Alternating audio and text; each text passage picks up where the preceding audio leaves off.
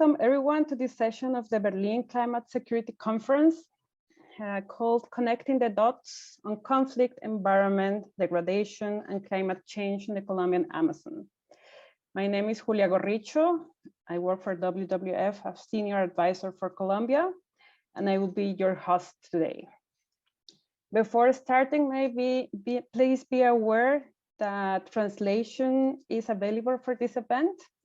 So you just need to choose the channel you want to hear the event in, either English or Spanish, and you can do that in the option that Zoom provides in the lower right part of Zoom.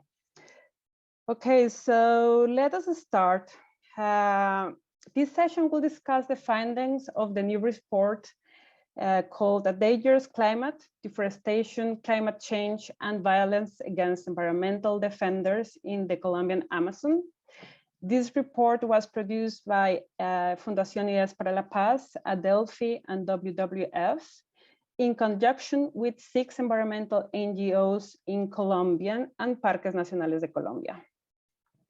The report analyzes how the conflict developments after the signing of the peace agreement in Colombia drives deforestation and natural resources exploitation in the Amazon region. It also points out why the governmental responses have been not able to resolve this crisis and how this strengthens environmental defenders and local communities. For this discussion, I'm very happy to have today in our panel the following speakers. We have Lukas Rüttinger, Senior Advisor at Adelphi and one of the authors of the report. For over 10 years, Lukas has been working at the interface between environment, development, foreign and security policy.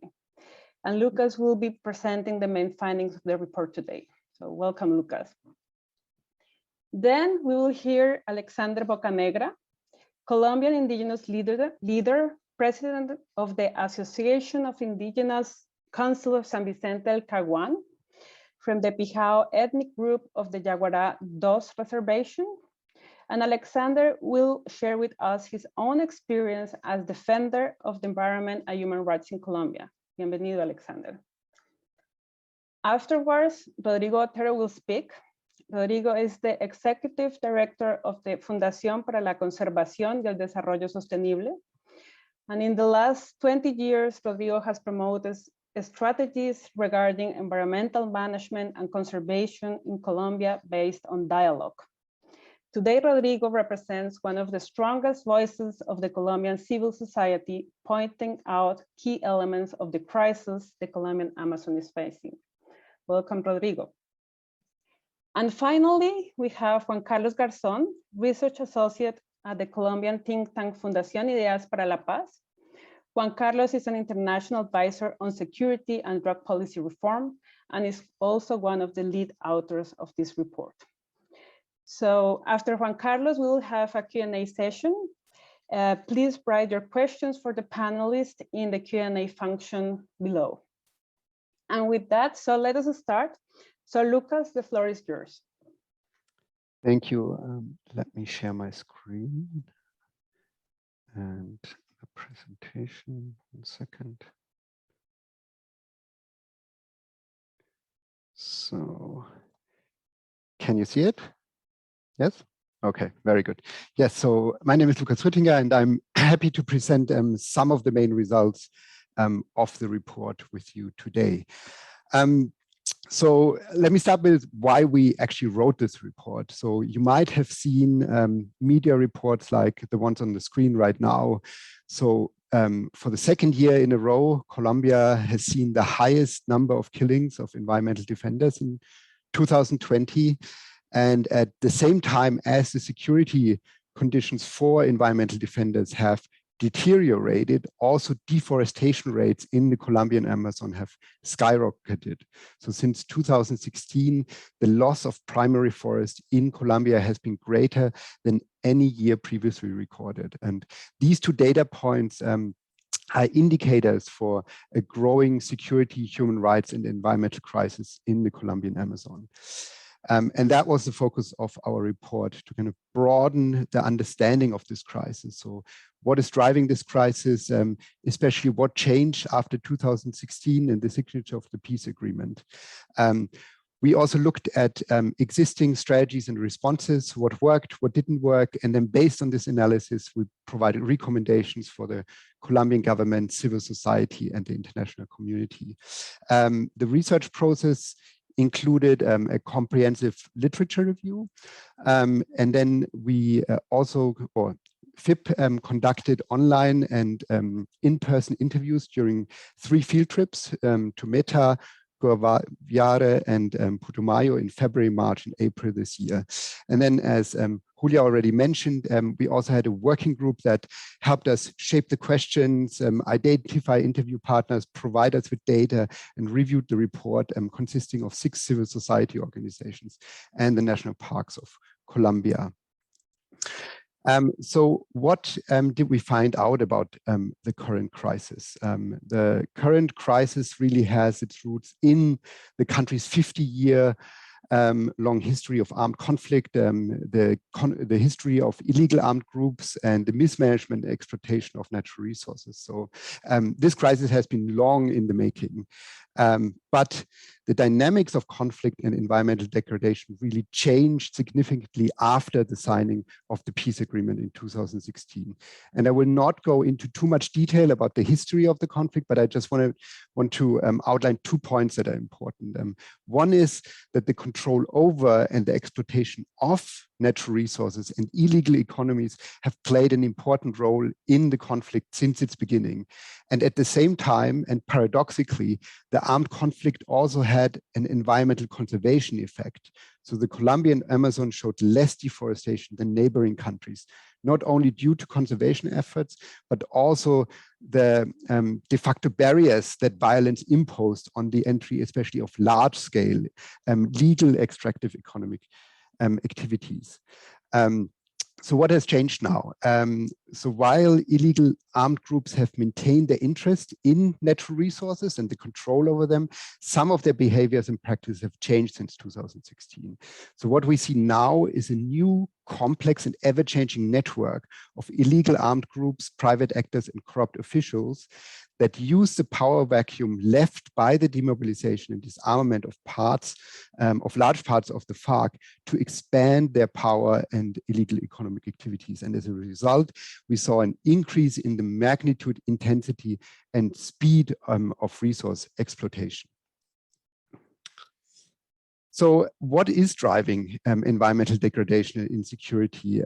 It's a number of interlinked legal and illegal economic activities. So first of all, land grabbing. So our research confirmed earlier research that indicated that recent large-scale deforestation tends to be carried out by powerful private actors who appropriate land, especially for livestock cultivation. And that's really the largest driver of deforestation. The second big and increasing challenge is the growing coca cultivation for illicit uses. And this has been driven by a really extremely fluid and dynamic and ever-changing set of actors and alliances that also include Mexican and Brazilian criminal organizations. And that's really one of the large drivers of insecurity, with the main victims being local communities. So those local communities are not only the target victim of armed groups that vie for power and access to those resources and control over them and fight among themselves, but they're also subject to state repression and persecution. Another important driver of deforestation as well as insecurity is illegal mining. That's mainly gold. It's carried out in the same, or often carried out in the same areas as the illicit crops are grown and traded, and this creates strategic so-called high-risk corridors for illegal activity. And then lastly, road construction and road infrastructure is also an important part of legal and illegal economies. So roads often open up areas for other legal and illegal economic activities, and at the same time they're used as a logistical basis for armed groups to move persons and goods around. And it's important to underline that it's not only illegal armed groups that are involved in these economies to finance their own operations, but it's also other economically and politically very powerful actors. So we see legal and illegal activities are often linked and feed off each other. And that all is underpinned by weak governance structures and corruption. So together, these illegal economies have led to more violence against communities and environmental defenders. So local communities, NGOs, and state institutions that are trying to protect the Amazon have increasingly come into conflict with the interests of powerful groups and have, as a consequence, increasingly become targets. In the best case, they are hindered in doing their work. In the worst case, they are threatened, abused, or even killed.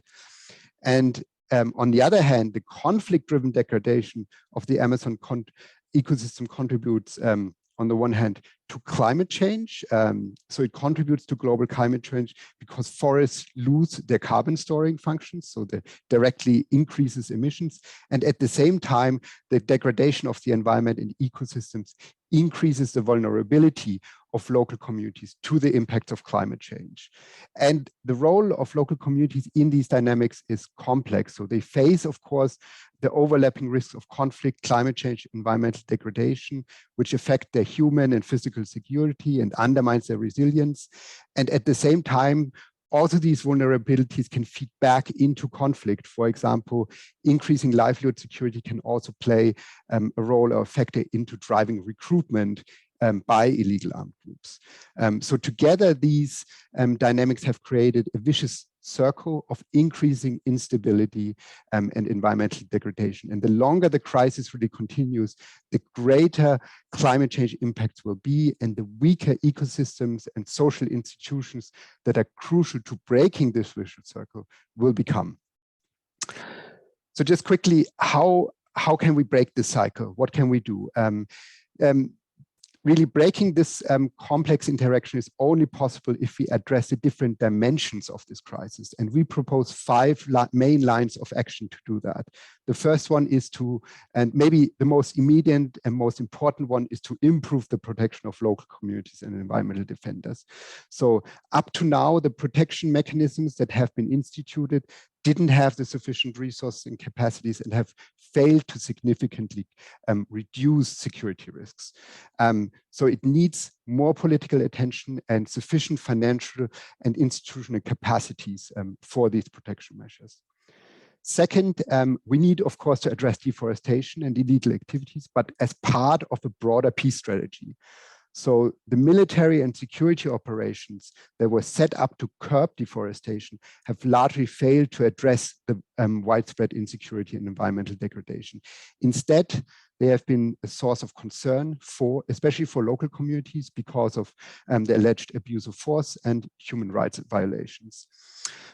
So the kind of activities to address deforestation and illegal activities need to reflect the underlying causes of conflict and environmental degradation, and also critically reflect the military interventions that have become before. And they really need to draw on a combination of confidence building, socioeconomic development, law and order approaches, and then to a limited extent and with really precise mandates, also hard security measures. Third, of course, we need to step up environmental and climate policies, but specifically accounting for the peace and conflict dimension.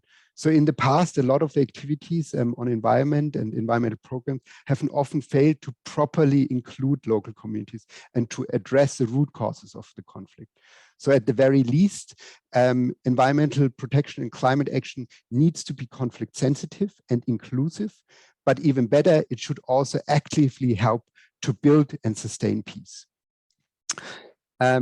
Fourth, we need to recognize the role and strengthen the role of local communities in the protection of the environment. So really, any solution to the crisis needs to build upon and strengthen the socio-political institution and economic needs of all population groups of the Colombian Amazon. So this includes, for example, strengthening and supporting local governance structures such as indigenous councils.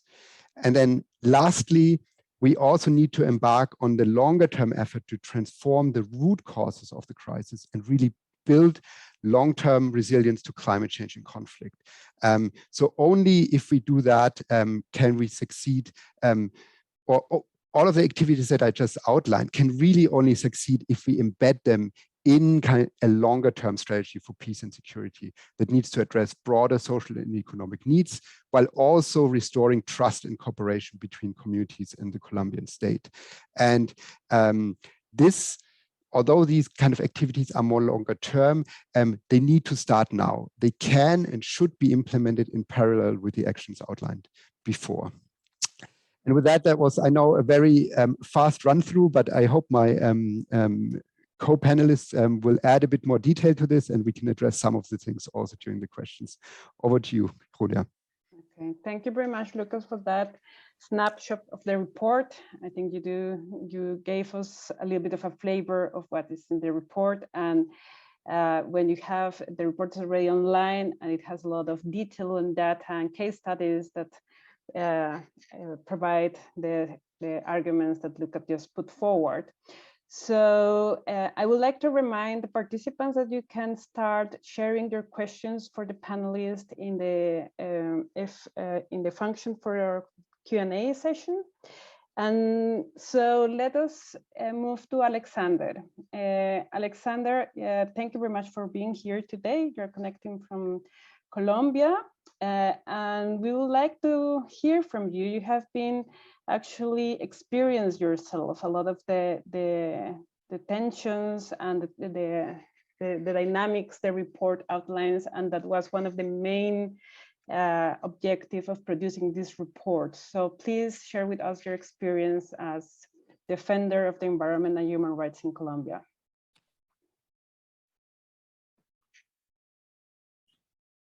Buenos días para todos.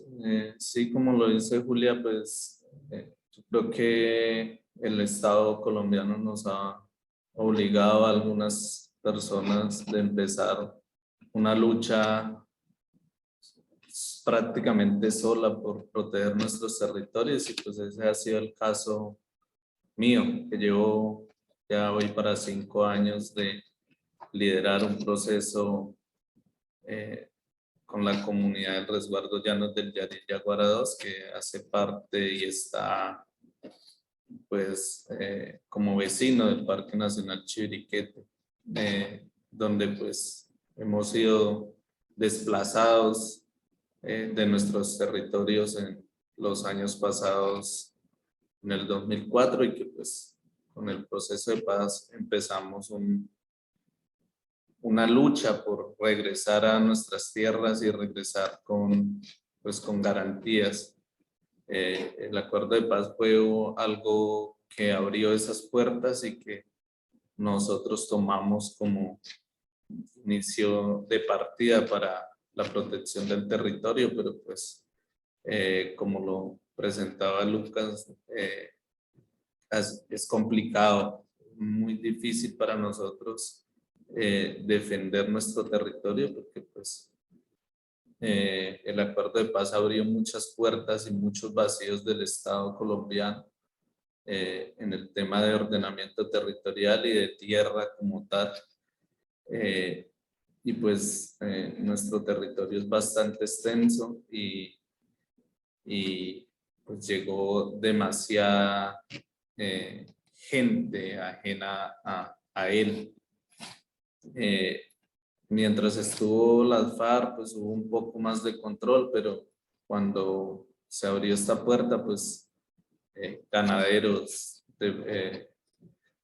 cultivadores de coca, extractivistas de madera, pues arribaron a nuestros límites y empezaron a construir pues sus viviendas, sus cultivos, su ganadería, y pues ahí nos vemos en medio de nosotros, porque empezamos un proceso pues de tratar de regresar al territorio con garantías, y pues la institucionalidad realmente a lo largo de todos estos años no ha querido responder a nuestras necesidades.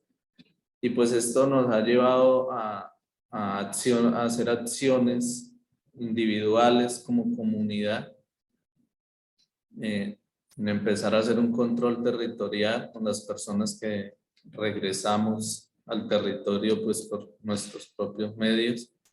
Y pues esto no le gusta a los grandes ganaderos, esto no le gusta a las disidencias, esto no le gusta a los cultivadores de coca.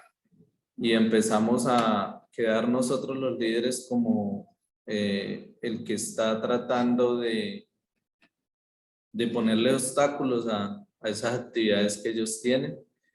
Y pues nos quedamos solos, aparte pues de algunas organizaciones como la Fundación FCS, que ha estado siempre con nosotros, pero como Estado realmente los líderes no tenemos ninguna garantía de ejercer nuestra función y de ejercer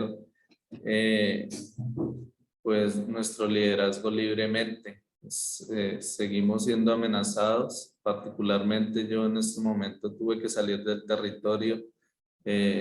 Algunas familias de las que hemos regresado tuvimos que salir del territorio por amenazas directas de las FARC, porque pues nuestra política de gobierno y de gobernabilidad pues no es compatible con lo que ellos quieren hacer en el territorio.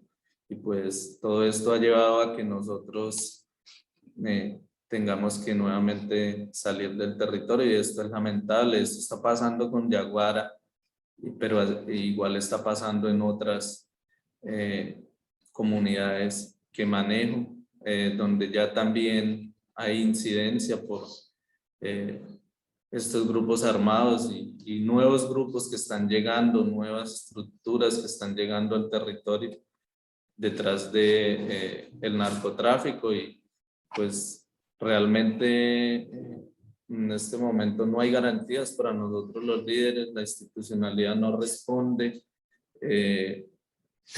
y pues muchas veces uno tiene que arriesgar la vida por las comunidades, y pues la única garantía que tiene uno es las comunidades.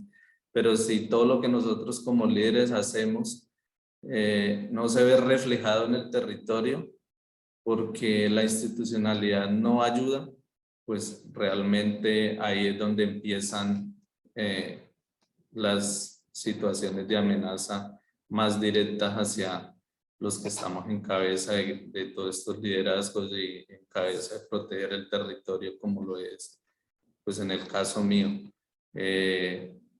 Estamos tratando de, pues hombre, buscarle una salida a todo esto, pero es muy complicado.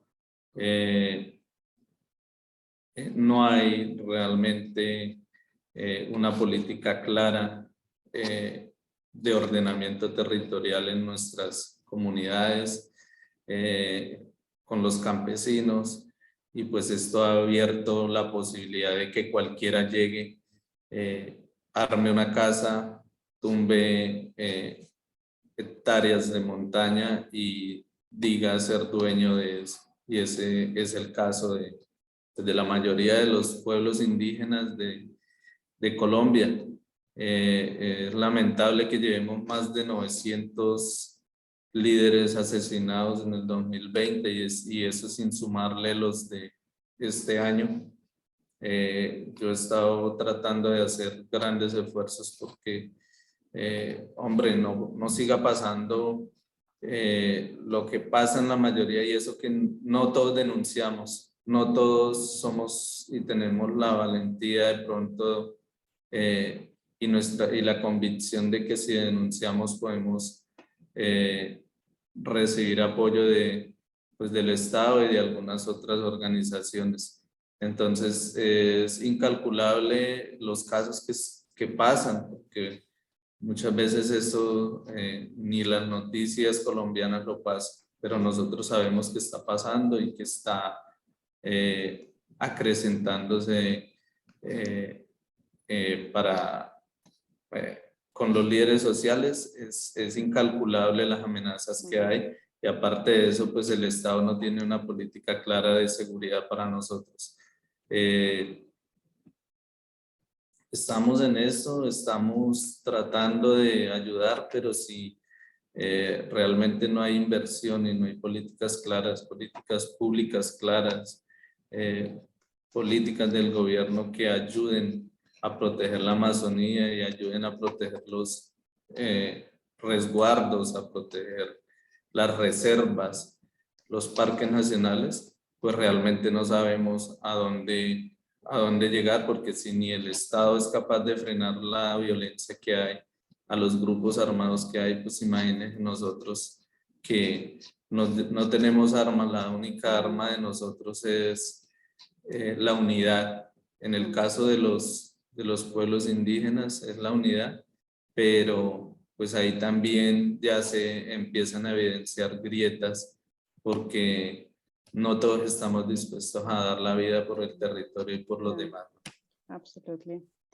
Absolutely, Alexander. So thank you very much for sharing your very strong testimony and experience as someone that has been facing this on a daily basis and in a very, in the region of the Amazon near the Chiribiquete National Park. I think it's precisely this type of experience and the leadership of people like you that are the key partners of the work we do in Colombia that prompted us as a collective of NGOs and with the support of Adelphi and FIP to produce this report. So we will get back to you, Alexander, for the questions. I can see there are more questions coming, but let us please move to Rodrigo. Rodrigo, as I introduced you, you have been working and dealing with all these issues, and the last years, at least the last 10 years, you have been voicing the concerns of this type of dynamics in the Amazon. So it would be great if you can share with us your view from the NGOs in Colombia working in this context. Many thanks, Julia. And many thanks, Alexander and Lukas, for their presentation. I'm going to be deeply in some aspects and in some issues that they have presented to understand more what's happening in the Colombian Amazon and what ways and what recommendations can we assume for the next years. First is to to mention that currently in the Colombian Amazon there is a dispute in whole territory, and this dispute is because there is a new regrowth and recycling of the armed conflict, and this armed conflict is very, very strong and focused on protected areas, indigenous reserves, and the forest reserve. Why is this appearing there?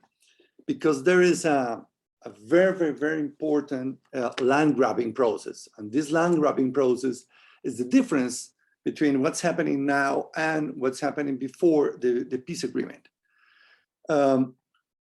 As Lukas said, now there is a very complex network of illegal actors, and these illegal actors have the dissidents of the guerrillas of the FARC, but also new investors that has illegal and illegal phases, and in the other hand, a lot of different levels of government officials and agencies that by corruption or by ignorance, they are making part of this very huge network of illegal process. What the other point, during the last 5 years, the focus area of deforestation has been around the Chiribiquete National Park, right? In 8 of the municipalities that is around Chiribiquete, the deforestation appears with the most important investment in road constructions and in livestock.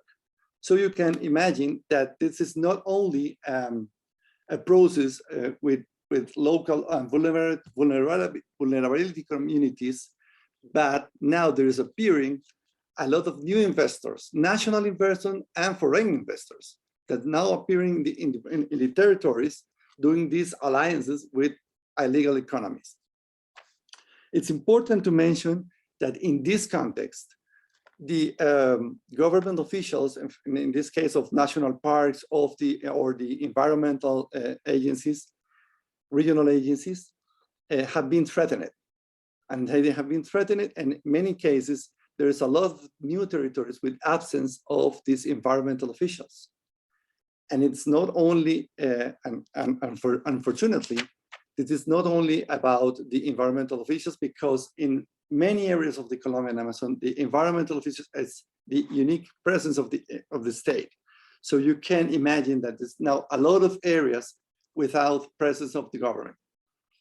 The other point that I need to show you is that during many, many years, the Colombian government, the Colombian state have an approach about deforestation related with illicit crops, basically with coca crops. And it's a mistake. It's a wrong address of this problem, because now in the Colombian Amazon, the coca crops, it's only focused in some specific areas.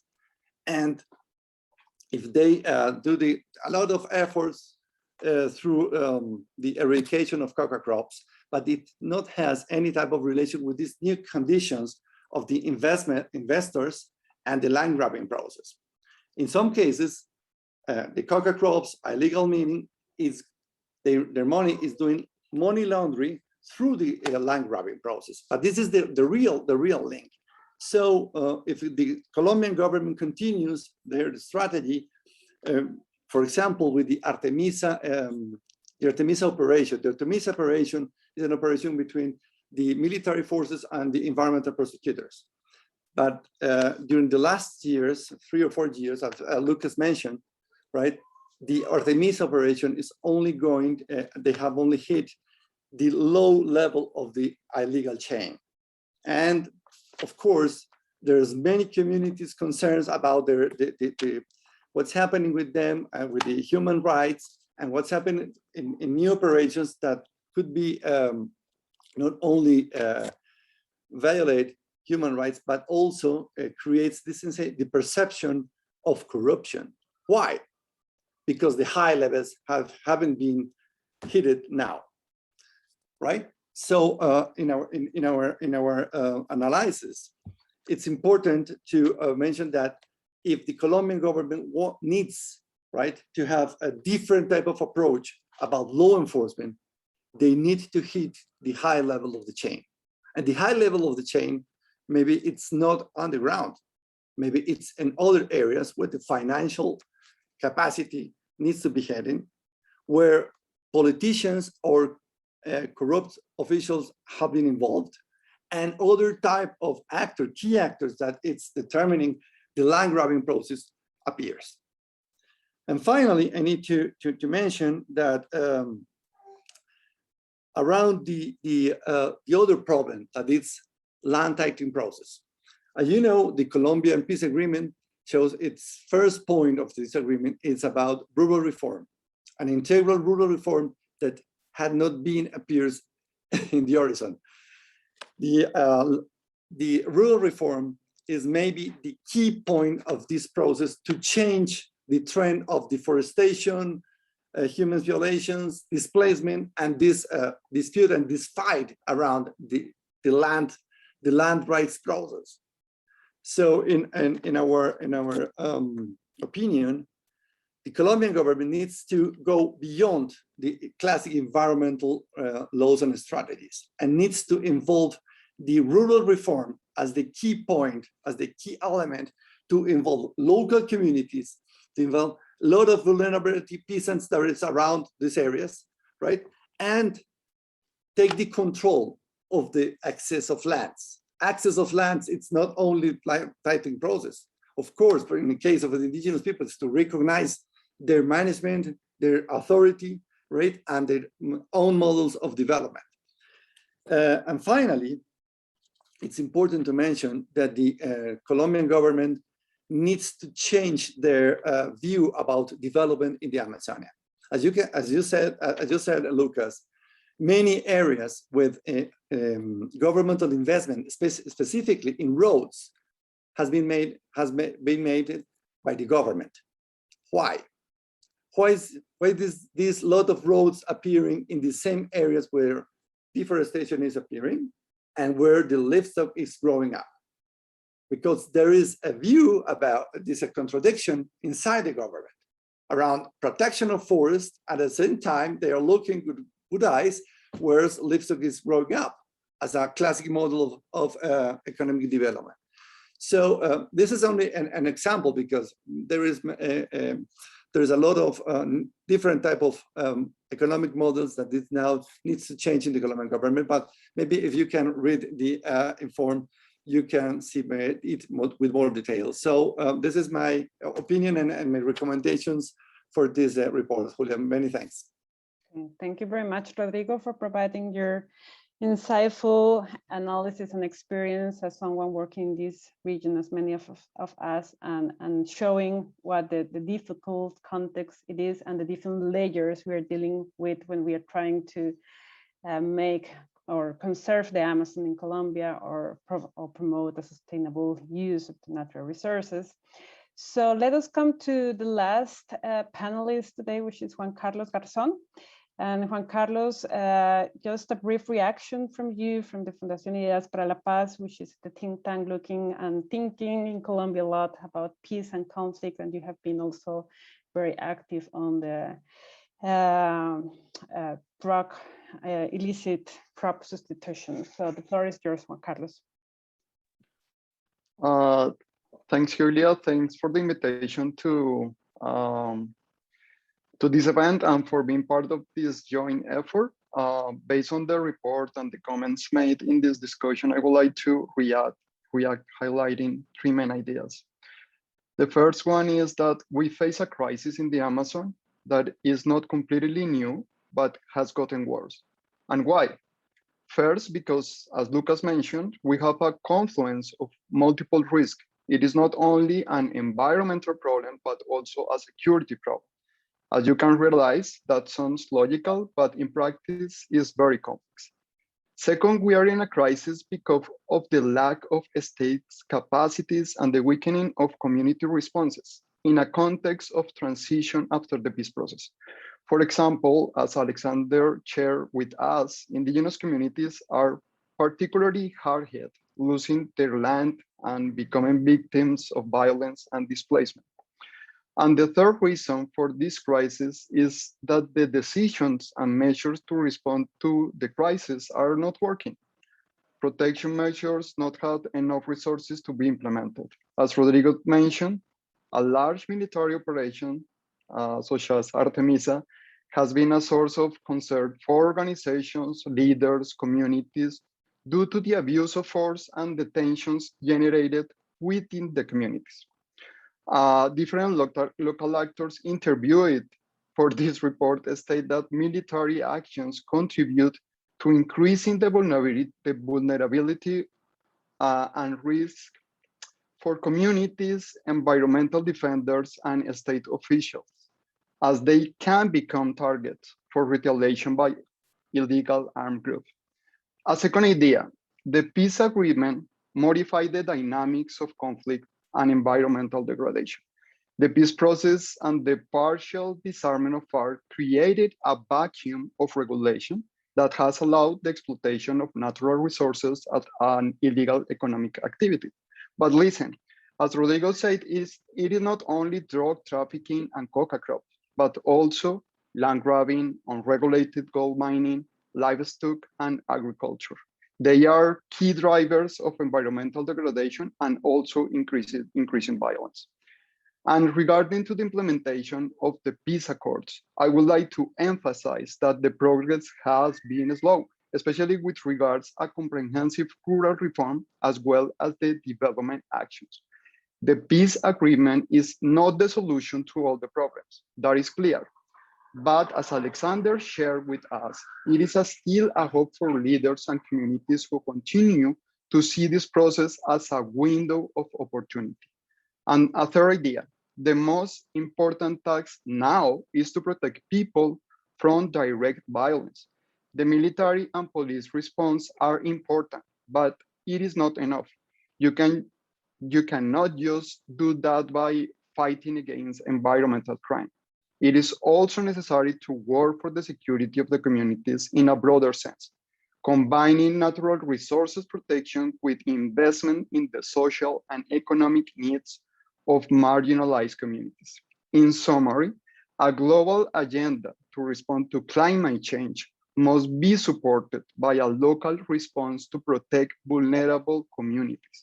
Without them, it will be very difficult to protect the Amazon. Thank you. Thank you, Juan Carlos, and thank you all. I think we hear the different voices and perspectives of the people involved in this report and this analysis and what we want to achieve with them. And we already have many questions coming in, so we have allowed about 20 minutes just to go around with some of these questions. Maybe, Lukas, let me start with you. There is one question about one of the calls to action in the report is to stepping up environmental climate policies, accounting for their peace and conflict dimensions. So could you please elaborate what that means in practice and what the report says about? Yeah, thank you.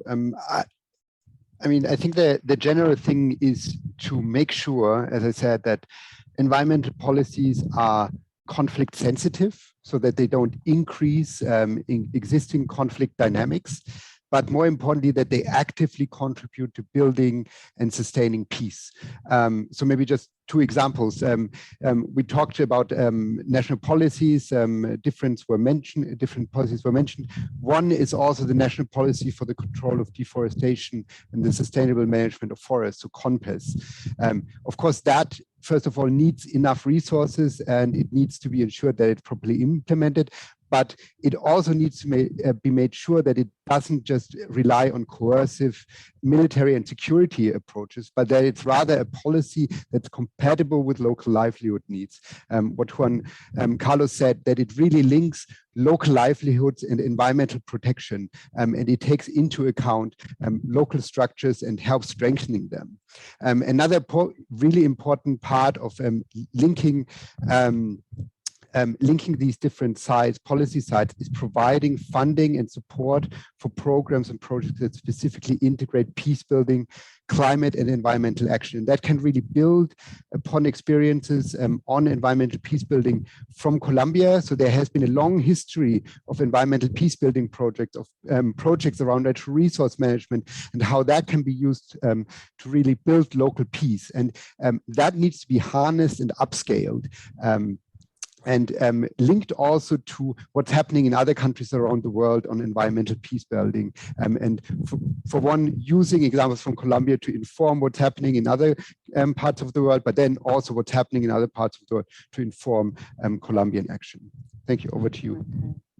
Thank you, Lukas. Let us move to one question for Alexander. Alexander, one of the most urgent tasks that we have all identify and also is the key message of the report is the importance to protect people's and environmental leaders' lives. So could you please, you already mentioned a few of the aspects that you see that are needed, so about the policy side of the Colombian government, but could you please give us a little bit more of an idea what is needed to improve and provide leaders and communities with more protection in order for you to be able to defend your territories? Bueno, pues claro que es importante el control militar. O sea, es una, pero no lo es todo. Yo creo que la inversión en los territorios directamente deben de ser más contundentes. Yo creería también que fortalecer estas estructuras organizacionales que habemos, tanto de juntas de acción comunal como los cabildos indígenas y otros tipos de organizaciones que hay en su gobernabilidad y en su ejercicio como tal. El concientizar a cada una de las personas que están siendo beneficiarios, porque así lo es, porque nosotros vemos la tierra como un todo, donde vivimos, donde podemos comer, donde podemos compartir con ella y pues haciendo este tipo de acciones, creería que la comunidad se fortalece, pero cuando no hay inversión directa en las comunidades con políticas claras y estos aspectos, pues realmente vamos a quedar los líderes y las comunidades a la deriva de lo que quieran hacer y lo que quieran tratar de imponer en nuestros territorios, como es la ganadería, como es los cultivos ilícitos. Entonces, realmente debe enfocarse en esto. Yo creo que al gobierno le ha quedado grande manejar grandes recursos. Yo anoche miraba en las noticias una cantidad de dinero que prestaron para invertir en el cambio climático de Colombia, y ese dinero no está llegando a las comunidades. Si ese dinero llegara, las comunidades se empoderan de su territorio, las comunidades pueden vivir en su territorio, pueden ayudar a ordenar y pueden ayudar pues a subsistir y que no siga esta degradación tan dramática que le estamos haciendo a la madre tierra. Thank you very much, Alexander. And I think we all agree with you on the importance of recognizing the role of local communities in these territories, and especially in defending them and making them, and ensuring them for the future. So Juan Carlos, there is a question on what happened with the Colombia's National Illicit Crop Substitution Program, Penel, which was part of the peace agreement. And I think you can also elaborate on this. For what can we learn from the past state interventions to reduce coca illicit crops, and how can be this a solution to break this cycle we are seeing in the Amazon today? Okay, thank you for this question. The Penels face significant delays, in particular with regard to the program's development components, specific the projects. Reasons for this include funding problems, limited operational and implementation capacities, as well as delays in the provision of technical assistance for project development. No, so I think that based on the experience and also the mistakes, there are at least 4 important lessons. The first one is from the law enforcement perspective, it is more important to focus the efforts on the strongest links. I mean, those with the greatest capacity for violence and corruption, as Rodrigo mentioned. The second one is we need to target repressive measures against criminal networks, not the peasants who cut down the forest. The third lesson is the state must work with communities, not against them. And the fourth, it is important to identify and create green alternatives from vulnerable population for the transition to the legal economy. This is one of the main challenges for the Penels that was not prepared to implement the substitution in protected areas, for example. Only recently has the Penels begun to implement a different approach. Okay.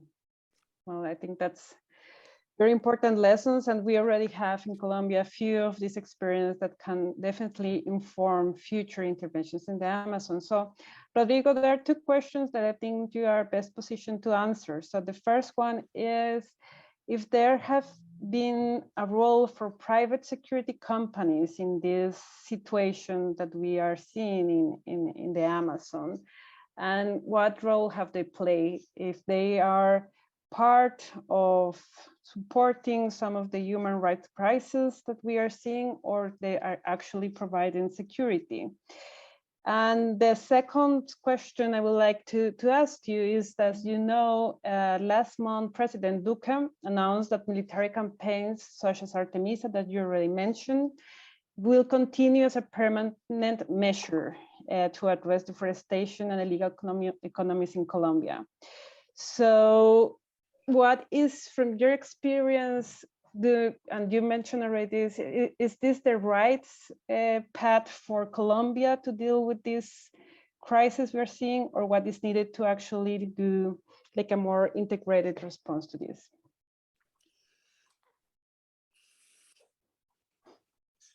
Well, Julia, first, about private security companies. The only private security forces that I have seen in the territory is the paramilitaries, and they have presence now. They have not the same visibility 10 years ago, but they have presence now. And I think another type of forces, of security forces in the territory, could be a very huge mistake, and creates more problems, creates more ungovernability, and stimulate that each group creates their own security forces. And it could be the perfect storm to raise up violence inside this territory. So in my opinion, that we need is more engagement through the state, the civil society, right, and the civil agencies with local communities. Clearly, yeah, there is some areas where we need presence of the military forces. But I'm going to talk to you and show you about a recent experience that I had. During the last 3 years, the Artemis operation hits many areas of small or medium farmers and areas that haven't been deforested, right? A lot of the pressure of the civil society creates a new operation where the Fiscalia, the environmental prosecutor, and the military forces hits first time one of the biggest farm areas created in deforestation zones inside Chiriquete, right? Maybe the highest farm created in a deforested area.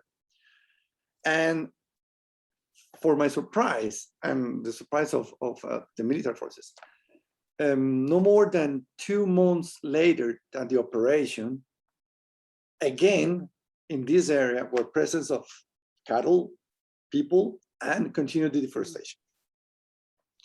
Then again, Artemisa creates a new operation there. And 2 months later, it appears again, people, cattle, new roads, and expansion of these areas. So what I'm trying to show you? That there is no conditions to have permanent control in the territory. And the Colombian military forces will not be there forever. So they need to change, and the Colombian government needs to change how this presence of the Colombian agencies and the civil society, as Alexander said, how can we create the conditions to do this transition of an illegal area? This is not only a case of deforestation in an exactly point, it's how they can create the conditions for this transition. But as Juan Carlos said, maybe now there are livestock there, but it could change to illegal mining or combine it with coca crops, right? So there's a lot of needs to create conditions to transform territories. And this is the second answer for your question, Julia. Maybe Artemisa needs to have, of course, a presence in some areas where there is absolutely nothing control of the Colombian state, right? Where, for example, there is a focus with illegal armed groups, but their special focus will be needed in intelligence, for example.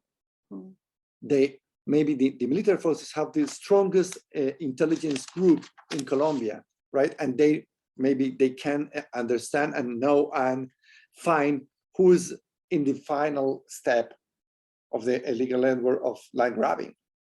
Maybe they can work more close with the environmental prosecutors, because there is not exactly a good arrangement now, right? And working with the prosecutors in the finance ministry, looking where is coming this money laundering from, who is involved there.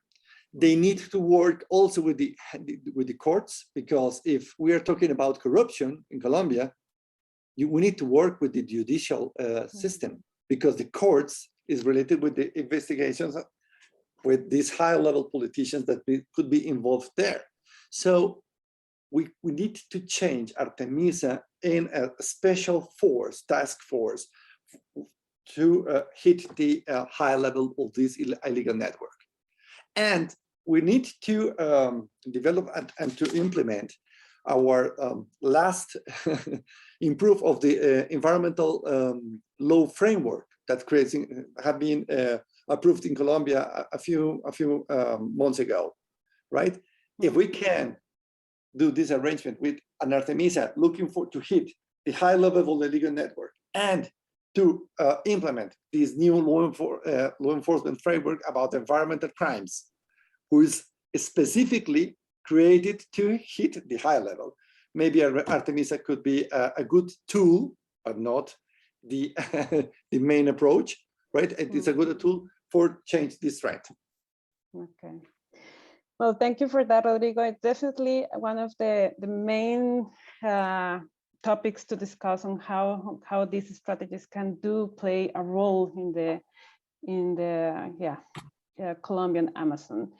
But with this, we are coming to an end. The session was supposed to be is scheduled for 1 hour. So I would like to thank our panelists. It was a very nice discussion, and actually also the participants were very active with the questions.